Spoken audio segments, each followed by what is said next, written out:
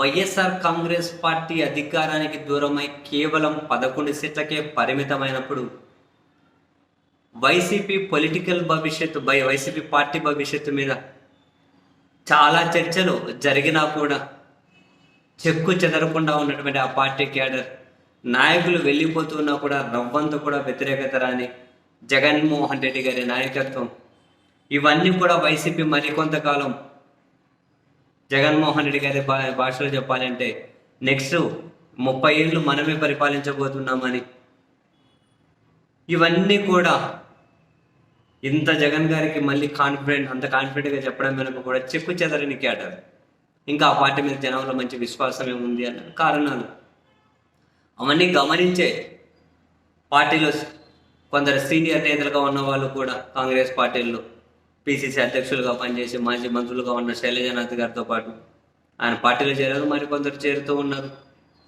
వైసీపీలో డెఫినెట్లీ భవిష్యత్తు ఉంటుందని భావించి చాలా చేరికలు ఉన్నాయి. పార్టీ అధిష్టానం కూడా కొన్ని నియోజకవర్గాల్లో అవసరమైన చోట చేరికలను ప్రోత్సహించాలనుకుంటున్నారు. ఆ క్రమంలో ఇప్పుడు మళ్ళీ అందరి దృష్టి నగిరి మీదే పడింది. అధికారంలో ఉన్నప్పుడు రోజా గారు ప్రాతినిధ్యం వహిస్తున్నటువంటి నగిరి చుట్టే రాజకీయం ఇప్పుడు మళ్ళీ నగిరి చుట్టే రాజకీయ చర్చలు జరగబోతూ ఉన్నాయి.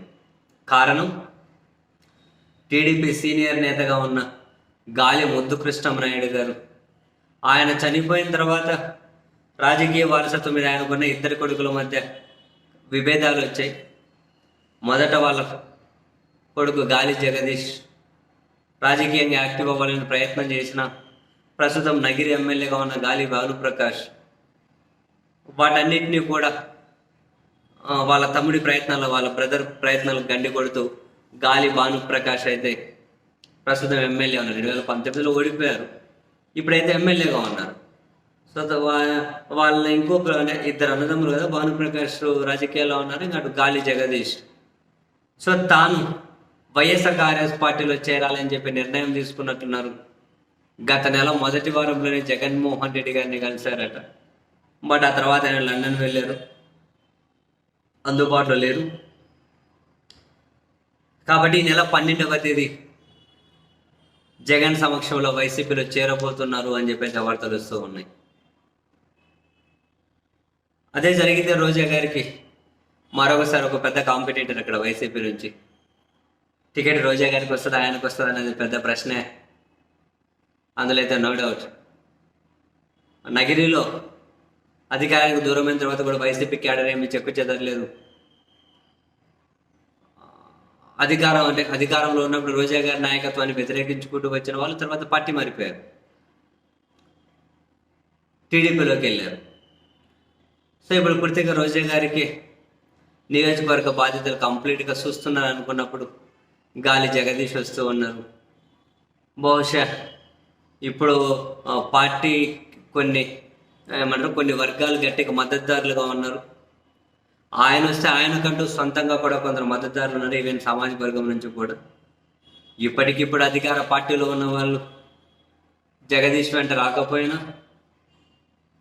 రాబోయే రోజుల్లో గాలి జగదీష్ వెంట నగిరిలో నడిపించి కొంచెం టీడీపీ క్యాడర్ కూడా నడిచే అవకాశం అయితే ఖచ్చితంగా ఉంది. మరి నగిరి అక్కడ రోజా గారికి ప్రత్యామ్నాయంగా జగదీష్ గారిని చేర్చుకుంటున్నారా,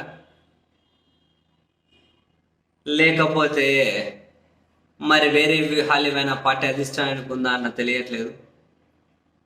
రోజా గారు అయితే గట్టిగా వ్యతిరేకిస్తూ ఉన్నారట ఆయన చేరికను. పార్టీ అవసరాల దృష్ట్యా కావాలని చెప్పి వాళ్ళ అధిష్టానం అయితే సున్నితంగా తిరస్కరిస్తూ ఉందట. సో ఆయన చేరిక కారణం పెద్దిరెడ్డి రామచంద్రారెడ్డి గారే అని రోజా గారు అయితే గుర్రుగానే ఉన్నట్టున్నారు ఆయన మీద. వెరస్ ఇంట్రెస్టింగ్ చూడాలి ఆయన వైసీపీలో చేరిన తర్వాత ఎలాంటి ప్రయారిటీ ఉంటుంది, నగిరిలో మళ్ళీ వైసీపీ రాజకీయాలు ఎట్లా ఉంటాయి